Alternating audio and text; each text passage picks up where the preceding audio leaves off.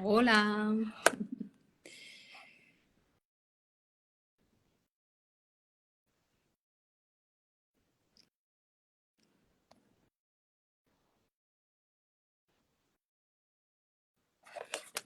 Bueno, hoy hablamos de alimentación, ¿vale? Estamos esperando a que entre Muzana.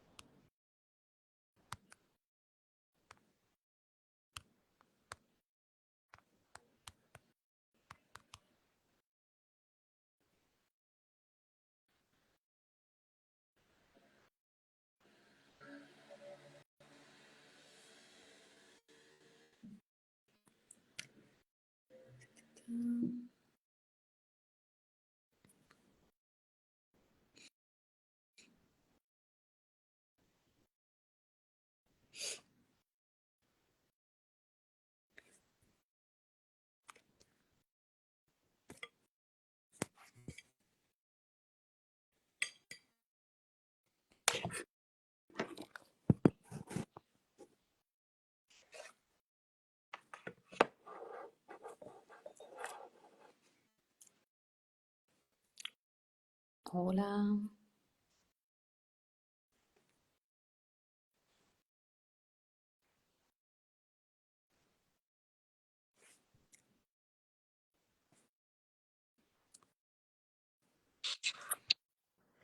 Buenas. ¿Qué tal? Hola, ¿Cómo estás? ¿qué tal? Yusia, se dice así, Sí, ¿no? sí. Vale. Muy bien, aquí estamos, de tardecita de este miércoles ya. Madre mía, ya miércoles, ¿qué pasa Sí, volada la semana? Increíble. sí, sí, pasan rápido. Pero bueno, Muchas gracias por venir, bueno, por acceder a este live desde mi cuenta tan humilde. Entonces estoy súper contenta de que estés aquí. Hace poquito que te conocí, que encontré tu cuenta, me encantó, porque la basas sobre todo en evidencia científica y bueno, también no sé cómo haces para sacar tanto tiempo para entrenar tan duro, estudiarte tanto y colgar tanta información. Te estoy súper agradecida. un placer. Y bueno, no sé cuánta gente se unirá. La idea es que quede grabado, Vale, sí. ¿vale? Y listo, por mí podemos empezar. Si quieres, explica un poco quién eres, a qué te Vale. dedicas y de lo que vamos a hablar Vale, el día genial. de hoy. Bueno, pues para quien no me conozca y venga de la cuenta de Yusia, soy Muzana, ¿vale? Soy nutricionista deportivo y, bueno, me dedico pues, básicamente a pasar consulta de nutrición, ¿vale? Mientras divulgo en redes sociales, pues para esa gentecilla que va un poquito perdida, ¿no? En ese sentido y que quiere informarse sobre su salud para tomar decisiones, como siempre digo, conscientes, ¿no? Y básicamente es eso, ni más ni menos. Súper, genial. También me presentaré. Soy Lucía, soy fisioterapeuta y también, bueno, tengo un centro físico y también junto con mi pareja, ¿vale? Con mi marido, hacemos entrenamientos y rehabilitación online, ¿vale? Y bueno, esto es un poco, intentamos educar a la gente, quitar mitos y sobre todo es que haya salud, Sí. ¿no?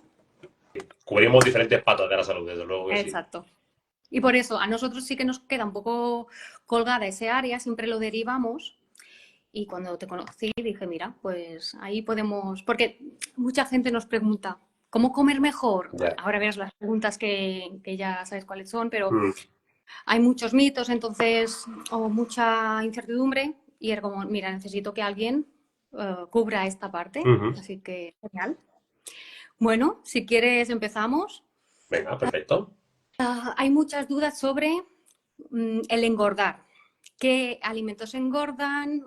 Si son las calorías. Pongo un poco en contexto, la mayoría de nuestros clientes son mujeres entre 30, 50 o 60 años, Ujú. que no es que no se hayan cuidado, pero la problemática que nos vienen es, siempre he estado por mis hijos y mi marido o mi pareja, ahora me toca a mí. Ya. ¿Vale? Entonces, vienen con poca conciencia o poco conocimiento y además que no han tenido mucho tiempo para ellas y ahora empiezan Claro. a cuidar. ¿Vale? Ujú. Entonces tienen estas preguntas. ¿Qué es lo que engorda? ¿Qué alimentos y qué calorías?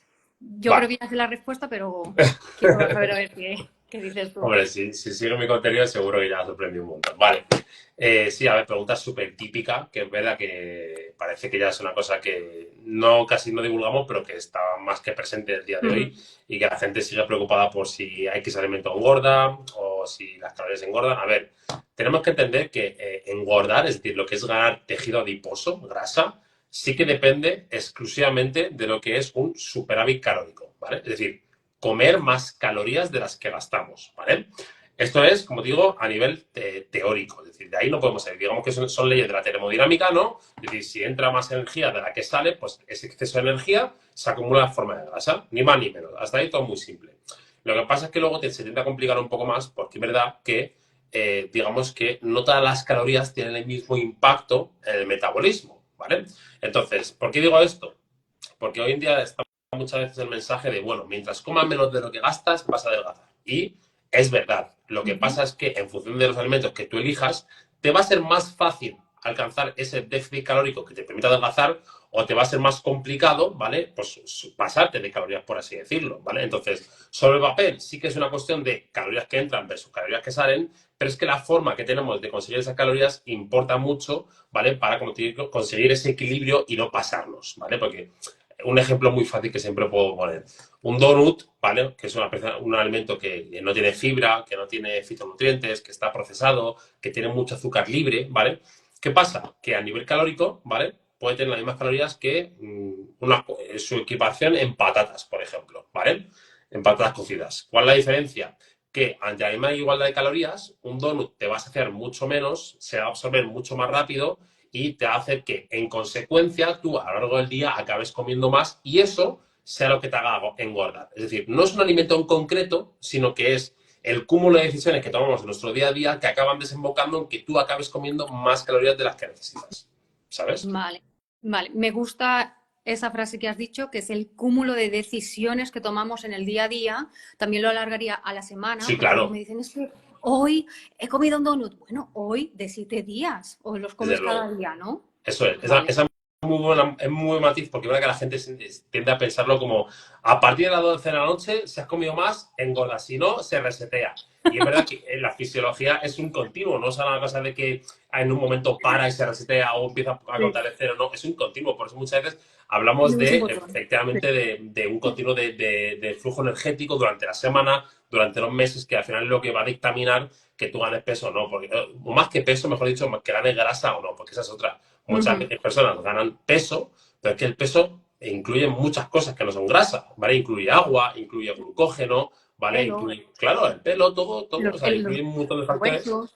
Eso Ujú. es, claro, pero la gente como muchas veces solo ve el numerito de la báscula y solo se fija en eso, pues es verdad que puede generarle una mala relación con su peso, ¿vale? Porque al final el peso, como siempre digo, no nos dice nada de la composición corporal de una persona ni de su salud. Una persona, si yo te digo que pesa 80 kilos, tú no sabes nada de esa persona, es que no lo puedes saber. Entonces, por ahí es verdad que mucha gente, pues como te digo, le atemoriza un numerito que realmente no entiende del todo. Exacto. Esa suele ser la primera barrera que mi marido y yo tenemos que, cuando viene una persona nueva, tenemos que derribar, es la barrera del número. No es que peso 80 y me quiero quitar 4 kilos. Es decir, vale, ten en cuenta que si empiezas a entrenar fuerza, capaz los ganas.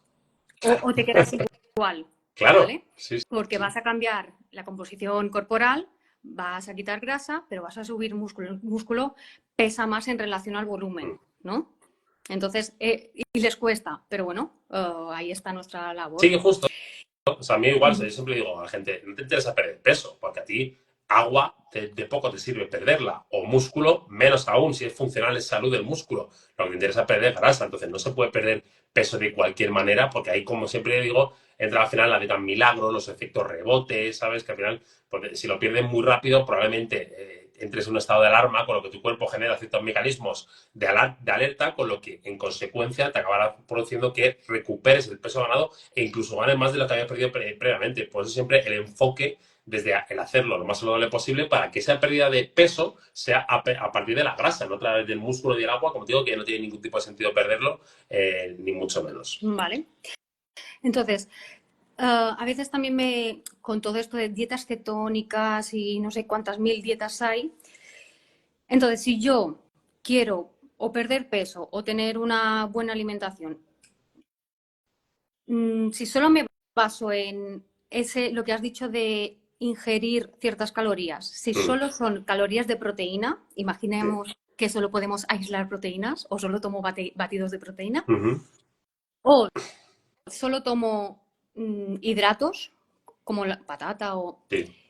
¿Qué sucede ahí con ese que has hablado de todo depende del tipo, ¿no? La calidad Mm. de esas Bueno, calorías? eso es, buena pregunta. Vale, más que aquí, porque más que reducirlo a un tipo de macronutriente, que suele Mm, ser muy habitual, de decir, oye, voy a hacer esta distribución de macronutrientes para adelgazar de esta cantidad de proteínas, esta cantidad de grasas, esta cantidad de carbohidratos.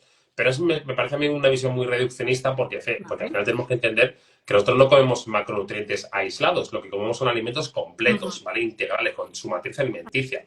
Entonces, es más cuestión de, oye, ¿qué proporción de macronutrientes como? No, oye, ¿qué selección de alimentos estás haciendo tú, ¿vale? Para poder cubrir tus requerimientos mientras consigues comer menos calorías de las que gastas, ¿vale? Y eso es lo que determina si lo hacemos de una forma saludable o no, porque ante las mismas calorías, en función de la fuente de obtención de esas mismas calorías, podemos tener un impacto muy positivo o muy negativo en la salud, ni más ni menos. vale. Para que quede un poco más claro a la gente, ¿podrías poner un ejemplo Sí, de por concreto? ejemplo, claro que sí, o sea, un ejemplo muy básico, ¿vale? Como siempre digo, una palmera de chocolate, Ujú, ¿vale? Una palmera de chocolate fácil tiene 2.000 calorías, ¿vale? 2.000 calorías. Ahora bien, el impacto que tienen 2.000 calorías provenientes de una palmera de chocolate no es el mismo impacto que tienen 2.000 calorías provenientes de, pues, ¿qué te digo yo?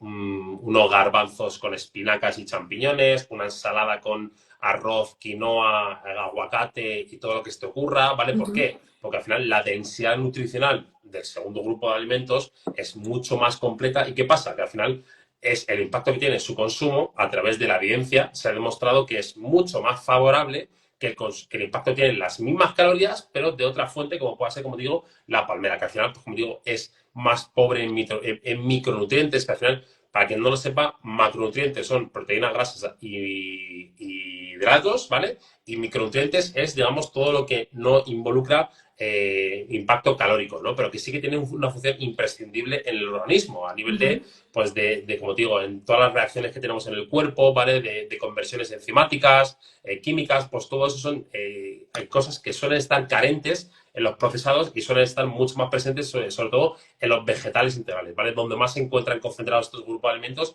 y digamos que son el grupo de alimentos que mejores resultados ha demostrado con la ciencia, ni más ni menos. Vale. Entonces, esa pregunta sobre qué engorda más, si las calorías o los alimentos, podríamos decir que no son tanto las calorías, sino ese complejo, la matriz, ¿no? Alimentaria que hemos dicho, A ver, claro, la calidad de... como te digo, o sea, sí que es verdad que no se puede obviar el efecto que tiene el balance energético, porque es obvio y sin ello pues no vas a engordar. Es decir, Pero ahora quiero bien, decir lo que has dicho, partimos de 2.000 calorías, por ejemplo, sí, pero no será lo mismo si las tomas de ciertos alimentos que de claro. otros. Porque, por Ujú. ejemplo, un efecto muy interesante, por ejemplo, de consumirlas, de poder consumir de la ensalada, de la patata, de las legumbres. ¿Qué pasa? Que al final, como tienen cierto aporte de fibra, por ejemplo, ¿vale? Lo que va a hacer es que, a igual de, porque ya no solo muchas veces lo que comemos, sino lo que absorbemos, que esa es otra. Porque mucha gente siempre tiende a pensar únicamente en cuánto he comido, ¿vale? Pero ¿cuánto has absorbido de lo que has comido? Entonces, quieras que no, un grupo de alimentos que son más ricos nutricionalmente tienden a absorberse menos, tiende, como te digo, a favorecer el tránsito intestinal, con lo que la absorción intestinal de los alimentos es menor. Entonces, a igualdad de ingesta calórica, la absorción suele ser menor y con ello, pues provoca primero que estés más saciado con lo que acabes comiendo menos de forma general, igual que absorbas menos de lo que comes. Y digamos que ahí está lo que es el impacto calórico, Ujú. ¿no? El impacto metabólico, que sí, lo que entra es lo mismo, pero es que lo que sale es muy diferente en función de la fuente de obtención que hemos conseguido de ello, ¿sabes? Vale, súper. Creo que por aquí esta pregunta creo que está finiquitada. Veo que ellos hacen preguntas, ¿vale? Sí, eso estaba Entonces, viendo. sí, no sé si seguir, ¿qué quieres hacer? ¿Quieres responder alguna? Porque he visto, por ejemplo, una de la naranja. Dice, Ya. si hacemos un zumo, es como una fruta entera. Vale, buena pregunta, ¿eh? Vale, buena pregunta. A ver, aquí, como te digo, si trituramos la naranja, ¿vale? Con todo, ¿vale? Con todo, es decir, no la exprimimos, la trituramos, ¿vale? Preserva todo su nutriente. Ahora bien, ¿qué pasa? que al saltarnos ese primer proceso digestivo, que es el de masticarla, Ujú. el de juntarla con, con la La saliva. saliva. Ujú. Claro, entonces, ¿qué pasa? Ya no solo eso, sino la velocidad que tardas tú en conseguir, en consumirla entera versus en zumo, ¿vale? Provoca que la saciedad sea menor, ¿vale? Es decir, es mucho mejor batida que exprimida, pero como nos saltamos esos primeros pasos digestivos, eso puede hacer que acabes extendiéndonos en calorías, ¿vale? Que si la consumimos entera, porque yo siempre pongo el ejemplo de, ¿tú serías capaz de comerte 5 naranjas completas?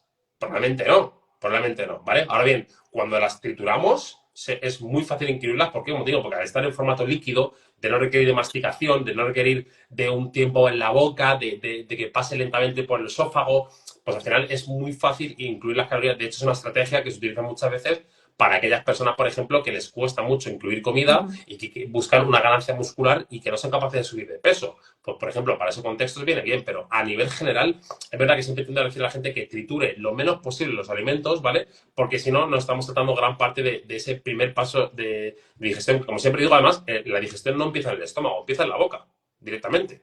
¿Vale? Con las amilases Ujú. salivares, con la mezcla, como digo, con los diferentes enzimas de la boca. Entonces, es un paso que intentemos no saltarlo siempre que podamos. Ujú. Además, lo que suele hacer la gente o cuando compramos un zumo es pasan el zumo, pero queda toda la pulpa, que es Claro, esa fibra, esa matriz, que es la que nos da todos los aportes que justo, necesitamos de los micro y de los macro. justo. Ujú. O sea, es que el zumo, digamos, que es lo que más habría que evitar. En caso de que quieras triturar algo, tritúralo entero, bátelo, pero Sí, no como lo un batido. exprimas. Es decir, claro, que se mantenga toda la matriz por lo menos, ¿vale? Súper. Creo que ha 100%. quedado clarísimo. Muy bien. Luego otra pregunta que hubo era sobre inflamación. ¿Qué es Mm, la inflamación? También unas cuantas clientas me dijeron, es que ahora ha salido el SIBO y parece que el SIBO de repente como que sentían que era una enfermedad inventada y que era ya, para sacar dinero. ¿Qué me puedes vale. hablar de esto? Vale, sí, efectivamente. De hecho, hace poco pues estuve haciendo un curso de nutrición digestiva, ¿vale? Con unos compañeros míos super tops de nutrición clínica que se dedican a tratar a gente con, como digo, con trastornos digestivos como es el SIBO, Ujú. como es el síndrome de intestino irritable y como son muchos otros que ven en consulta a diario. Y es verdad que parece que hoy en día como que todo el mundo de repente tiene SIBO, se ha diagnosticado con el SIBO, ¿vale? Y puede parecer que, pues no sé, que se ha inventado, pero realmente sí es una cosa que existe y que está documentada en la evidencia, ¿vale? O sea, puede haber cierto debate, pero digamos que sí que se podría decir que existe, ¿vale? De hecho, SIBO Vale. viene de las siglas en inglés de Small Intestine, SIBO, Bacterial Overgrowth, es decir, Ujú. un sobrecrecimiento bacteriano en el intestino delgado. Vale. ¿Y por qué? ¿Cuál es el problema? Que al final las bacterias que nosotros tenemos en nuestra microbiota están en el intestino grueso, no están en el intestino delgado. Vale. ¿Vale? Entonces, ¿qué pasa? Ujú. Que cuando, por alguna razón, ¿vale? Que pueden ser varias, ¿vale? Pueden Dirán. ser varias. Ujú. Pero digamos que esas bacterias del intestino grueso pasan al intestino delgado, empiezan a fermentar, los carbohidratos empiezan a Ujú. fermentar un montón de compuestos que es lo que genera, en última instancia, inflamación, distensión, hinchazón, ¿vale? Y que, evidentemente, pues es algo a tratar porque pues te repercute en tu calidad de vida, te repercute en lo que puedas comer o no, y evidentemente sí que existe, ¿vale? Y como digo, hay mucha gente muy competente y muy increíblemente top que la está tratando a diario porque la prevalencia, de hecho, es bastante común, bastante Vale. común. Y puede ser que esa migración de bacterias haga que no digerimos o no incorporamos los nutrientes.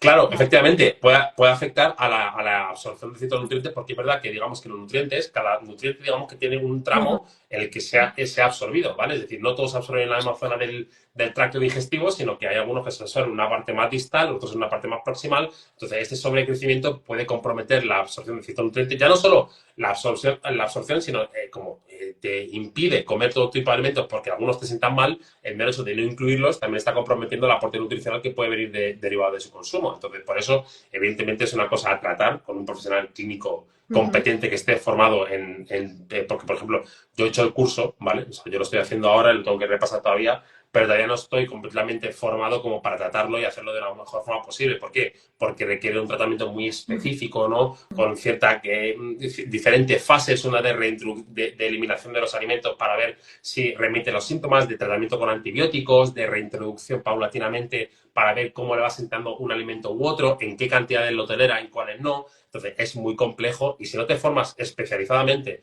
en este tipo de patologías, pues realmente es muy complicado tratarlas por motivos que requieren de muchas fases y de mucha información concisa. Vale. Las causas es idiopático, hay múltiples. No, no, no es para meterme en Ya, el ya, no, tema, no. Sí, es pregunta. para que des así unas pinceladas. Sí, No sé si no se saben las causas o mira, dices, pues puede haber varias y hay que estudiar cada sí. caso. Mm, Hay ¿Cómo va? varias, efectivamente. Vale. Hay que estudiar cada caso porque hay varias. Puede derivar desde, como te digo, una mala alimentación, ¿vale? Que Ujú, pueda generar una migración de las bacterias del intestino grueso al delgado, ¿vale? ¿Por qué? Porque digamos, alimentación lo que puede generar es lo que se llama permeabilidad ujú, intestinal, ¿vale? Es decir, que digamos que ¿cómo se llaman estos? Las células de nuestro intestino, ¿vale? Del sí, epitelio de nuestro intestino, digamos que están unidas por ciertas conexiones, ¿vale? Entonces, una mala alimentación lo que puede hacer es que estas conexiones se abran y empiecen a pasar por ahí sustancias que ujú, no deberían de pasar, entre ellas pues, bacterias, ¿vale? Bacterias que pueden provocar, como te digo, un sobrecrecimiento en partes en las que no nos interesa que haya sobrecrecimiento, porque ahí, como digo, en función de dónde estén las bacterias, pueden ser inocuas o pueden ser perjudiciales, ¿vale? Luego, otro factor que puede ser también que afecte es el estrés. O sea, el estrés parece que no, pero afecta a todo, a nuestra salud en todos los sentidos, ¿vale? Entonces, también puede afectar a la salud intestinal, el propio estrés. De hecho, hay mucha gente yo tengo un amigo, de hecho, hace poco que come igual, casi igual que yo, perfectamente igual que yo, pero estás estresado todo el día. Y ujú. eso le deriva a unos problemas digestivos tremendos. Entonces, hay una cosa con la que hay que tener mucho cuidado. Y luego, por factores externos, evidentemente, el alcohol, ¿vale? El fumar, pues son cosas que afectan a toda la salud en general. Entonces, ahí, pues evidentemente, cuidarse. Pero sí, digamos que la causa puede ser muy diversa y habría que valorarlo con cada persona de qué es lo que le ha provocado esa Vale. condición. No es algo general que se pueda aplicar a todo el mundo por igual. Entonces, no podemos dar ahora mismo un tratamiento, sino que se asesoren con un buen Sí, claro. profesional que se haya Sí, sí, especializado en eso. Pero, eso ¿y es. la prevención? ¿Cuál dirías que podría ser? Vale, la prevención al final es sencillamente llevar una alimentación lo más adecuada posible, que Ujú, es en consecuencia, digamos que mantenga esos sellos intestinales bien intactos, ujú. ¿vale? Que no haya permeabilidad intestinal, evidentemente manejar el estrés, ¿vale? Hacer ejercicio físico que también viene muy bien para, como te digo, pues evidentemente pues, mejorar el sistema inmune, evitar que esa infiltración de bacterias te pueda provocar cierta inflamación en el cuerpo. Digamos que son hábitos generales que pueden aplicar a todo el mundo y a ver, a lo mejor decirlo un poquito más concisamente, ¿a qué nos referimos con la alimentación lo más saludable posible? Pues muy Ujú. sencillo, que incluyamos la mayor cantidad de vegetales integrales posibles, ni más ni menos. Es decir, cuanto mayor cantidad de vegetales integrales incluyamos en nuestra alimentación, digamos que más nos aseguramos de prevenir, ¿vale? Todo tipo de enfermedades, incluidas evidentemente las del tracto digestivo. Vale.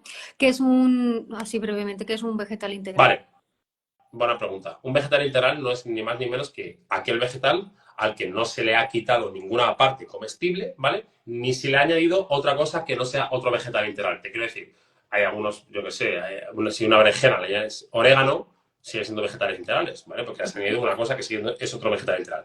¿Qué no es un vegetal integral? Pues, por ejemplo, las harinas refinadas, ¿vale? El pan Ujú. blanco, ¿vale? O, por ejemplo, ¿qué te digo yo?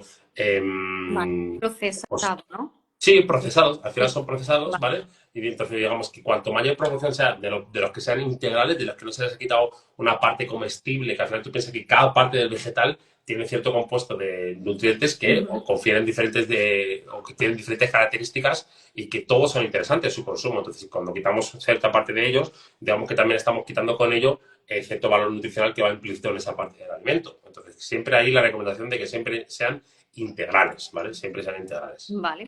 Y me surge otra pregunta sobre el SIBO. La fibra sí, fibra no, porque Vale, entiendo la fibra es importante para el tránsito intestinal, sí, pero como hay una proliferación de unas bacterias en una zona que no es normal que esté allí y sí, crea unas gases, ya. no sé qué. Vale, es que verás, el SIBO, la peculiaridad que tiene es que tiene diferentes tipos de este mismo. Es decir, hay un SIBO que es digamos, que provoca diarrea, con lo que ahí con el consumo de fibra lo exacerba más aún, ¿vale? Hay un tipo de SIBO que es que provoca estreñimiento, ¿vale? Entonces, ahí, como digo, dependerá de cada tipo de SIBO, de cada persona, para desaconsejar más o menos la cantidad de fibra y para reintroducirla de una forma paulatina. Porque es verdad que, de forma general, la fibra es una cosa que hay que introducir en nuestra alimentación. Pero a lo mejor en ese contexto en el que tienes una patología subyacente, primero hay que curar la patología y luego reintroducir la fibra poco a poco, como te digo, pero que depende del tipo de SIBO, porque no son todos iguales, ¿vale? Porque hay unos tipos de SIBO que fermentan un tipo de hidratos, otro tipo de SIBO que fermentan otro tipo de hidratos, entonces depende mucho, es que, como te digo, es una cosa tan individual que no queda más que acudir a un profesional para que valore tu caso en concreto y que te pueda aconsejar lo mejor posible. Perfecto. Por aquí dicen, tengo entendido que la fibra alimenta solo a las bacterias buenas. Yo aquí añadiría, pero el profesional eres tú de este ámbito, que la fibra no solo es, lo importante es que te arrastra, ¿no? Te ayuda a crear ese bolo. No sé si tienes algún comentario a añadir No, o sea, es a verdad esta persona. que son, digamos, la fibra es un prebiótico, es decir, es un alimento de las bacterias que están en nuestro intestino, ¿vale? Entonces, en el intestino grueso, lo que pasa, como te digo, en un contexto de ya una diarrea que implica, pues como te digo, un tránsito muy acelerado, al final la fibra también acelera el tránsito. Entonces, de ahí, a lo mejor es por eso lo que en ciertos contextos se tende a limitar su consumo, por lo menos hasta estabilizar los síntomas y luego poder reintroducirla poco a poco. Súper. Vale, y luego había una pregunta sobre retención de líquidos versus inflamación, porque lo que veo que hay mucha confusión con estos dos términos. Sí.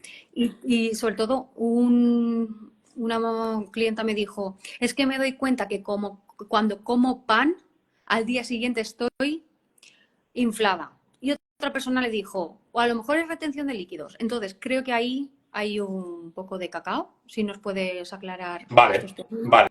Es que ahí, quieras que no, hay mucho contexto posible, ¿vale? Antes de esto que me has puesto, ¿vale? Te digo por qué. Por ejemplo, el consumo de pan, ¿vale?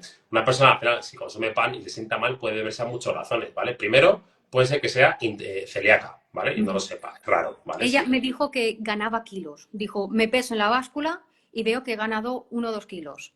Ya, Entonces, vale. Luego, como te digo, entonces, primero que hay que descartar cualquier tipo de intolerancia al gluten o celiaquía, ¿vale? Porque ahí, evidentemente, el consumo de pan está contraindicado, ¿vale? Descartando esto, que una persona gane peso cuando coma pan, habrá que ver primero qué cantidad de pan y luego que esto es muy fácil caer digamos, en errores de observación. Es decir, tú comes pan y a la vez has engordado y lo achacas directamente al pan cuando realmente puede ser alguna otra causa y no lo sabes. ¿Sabes? Entonces, ahí es muy fácil caer en el error de asociar dos variables que han pasado a la vez pero que no tienen por qué una haber causado a la otra, ¿vale? Entonces, eso primero. Habría que detectar realmente si realmente ha sido el pan o ha sido otra cosa, ¿vale? ¿Qué pasa también? Que hay mucha gente que, digamos que luego las cantidades no las controla muy bien. Entonces, a lo mejor sí es el pan, pero pues no porque el pan en sí mismo te haga ganar peso, sino porque te estás excediendo el consumo de pan, que ya no solo son las calorías del pan, sino que también, al ser una fuente de hidratos, lo que mucha gente no sabe es que los hidratos se almacenan en el cuerpo en forma de glucógeno con agua. Es decir, con cada gramo de hidrato tenemos unos 3 gramos de agua que se almacenan junto a él.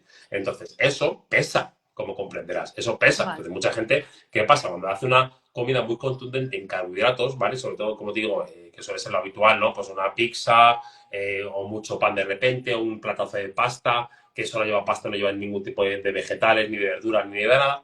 Digamos que siempre suele haber un repunte en el peso, pero ese peso no es grasa directamente. Si luego se mantiene ese exceso de calorías, sí que se convierte en grasa, pero de forma puntual, el cuerpo tiene ciertos mecanismos para preservar, digamos, esa fuente de energía en forma de glucógeno, ¿vale? Y eso, como te digo, pues pesa, porque tú piensas que por cada gramo de hidrato, 3 de agua, es que son mucho peso al final. A poco que no se pasemos, pues puede traducirse efectivamente en una ganancia de peso derivada de este almacenamiento en forma de glucógeno. Esas 3 de agua es retención de líquido, ¿dónde se almacena? Claro. Ahí, eso es lo que podríamos entender como retención de líquidos, ¿vale? Porque efectivamente a mayor cantidad de hidratos, ¿vale? Sí, a mayor cantidad de hidratos, mayor retención de líquidos, Entonces ¿vale? es subcutáneo. Es Entiendo. subcutáneo, efectivamente, vale. Es una retención subcutánea porque es sobre todo en los músculos, ¿vale? O sea, se tiene sobre todo en el hígado y en los músculos, el glucógeno, ¿vale?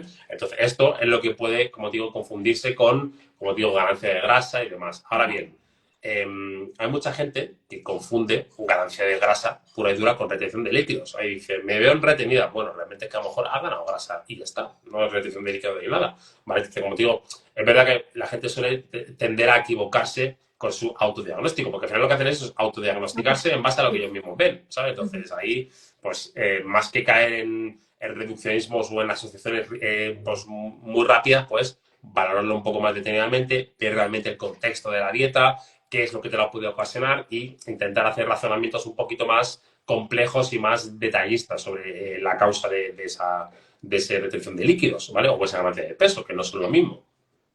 Vale, súper.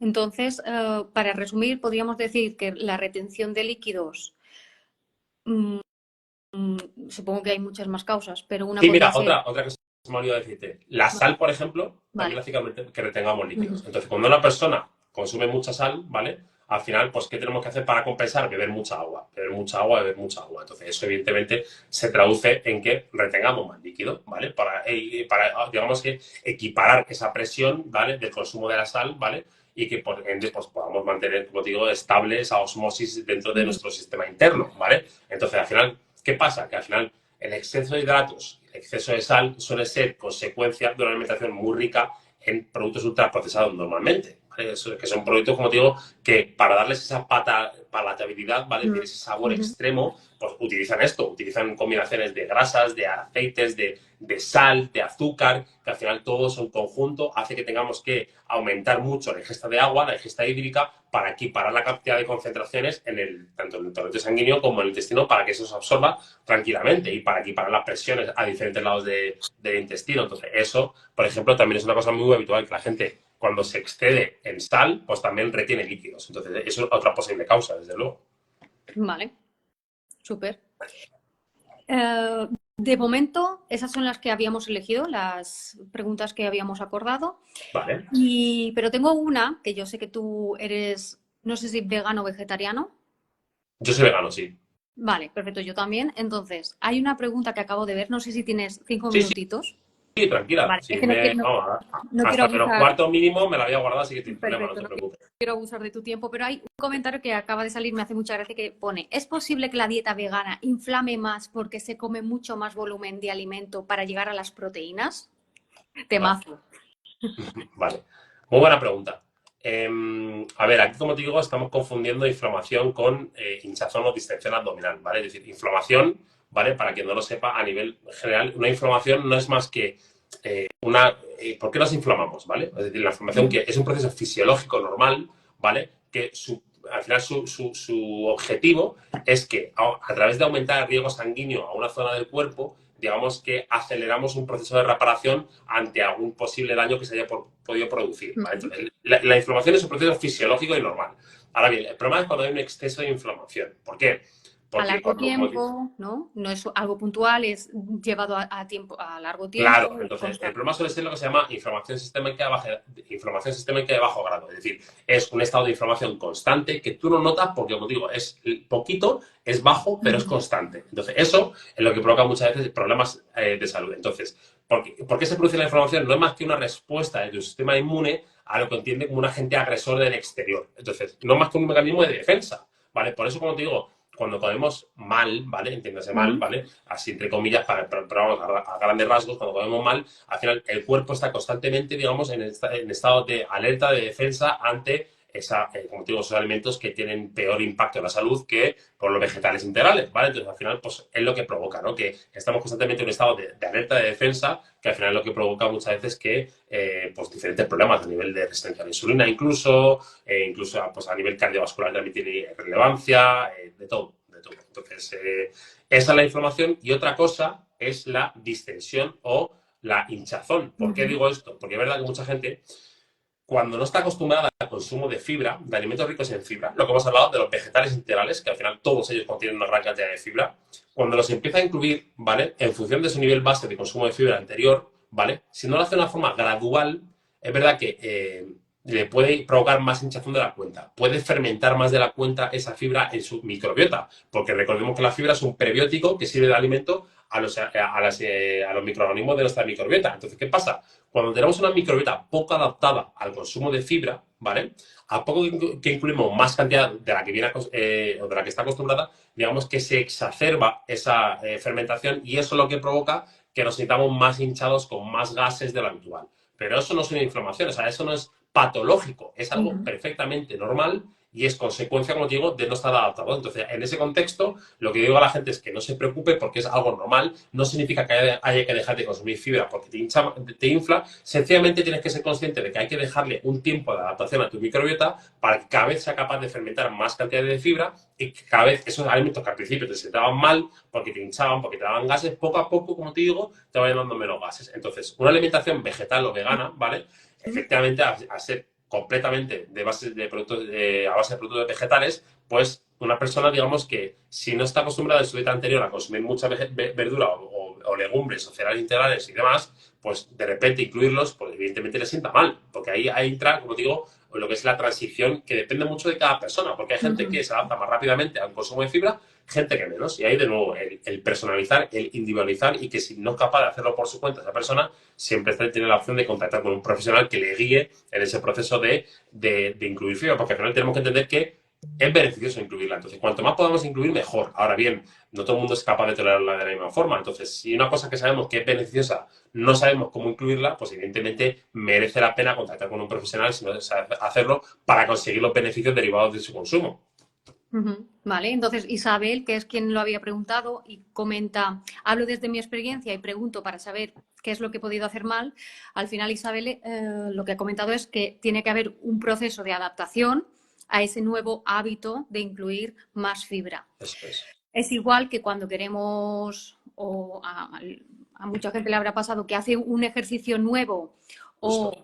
o aquí como es un pueblo, entonces la gente me dice, es que he estado mucho tiempo con las plantas y oh, qué dolor. Al día siguiente estaba lo mismo, te has pasado de Mm. tiempo, de dosis, y lo que tienes que hacer es una dosis gradual, Justo. ¿vale? No podemos pasar de 0 a 100 Claro. en un momento. Justo. Además de que no genera adherencia, lo que siempre hablamos. Ya no solo que no estés acostumbrado a tu microbiota, sino que tú no vas a poder sostenerlo en el tiempo, con lo que lo vas a acabar abandonando tarde o temprano.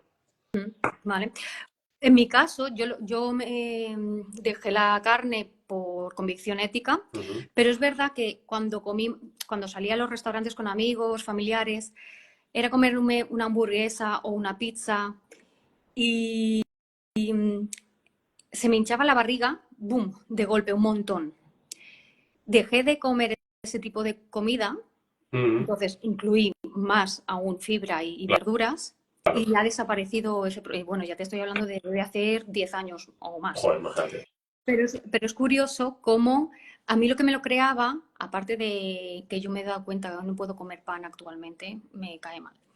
Pero quitarme la carne, y lo relaciono con carne porque he seguido comiendo pizzas y todo eso, Ya. pero sin carne me ha mejorado mucho esa inflamación y esas digestiones tan pesadas, tantos Claro. gases. Ujú.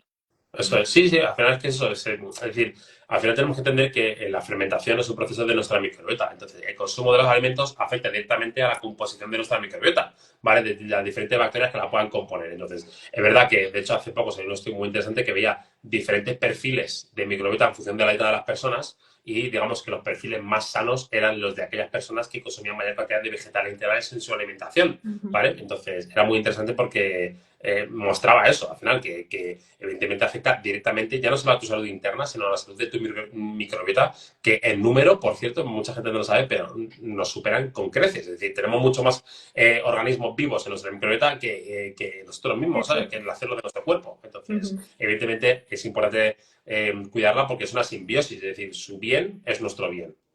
Exacto. Muy Uh bien. -huh. Creo que con esto no quería que se alargase mucho y que fuese conciso.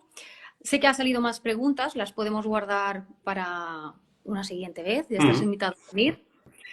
Muchas gracias por tu ratito, tu tiempo. Muy ¿Y bien. dónde te pueden encontrar? Bueno, pues nada, pues en mi Instagram mismo, ¿vale? O sea, ahora mismo, de hecho, este reel lo subiremos en compartido para que la gente, tanto de tu cuenta como la Ujú. mía, lo puedan ver y escuchar tranquilamente ya grabado. Y pues por otro lado, pues suelo estar más en Instagram, o sea, no estoy ni en Facebook. Antes estaba en TikTok, pero me da pereza TikTok, la verdad. Entonces, Instagram, la forma más fácil de encontrarme es Instagram. Súper, genial. Bien. Pues muchas gracias. Muchas gracias a ti y estamos en contacto, ¿vale? Un placer haber pasado por aquí. Espero que os haya servido y que vaya bien, ¿vale? Sí, Hasta la próxima. gracias. Chao, Chao. chao.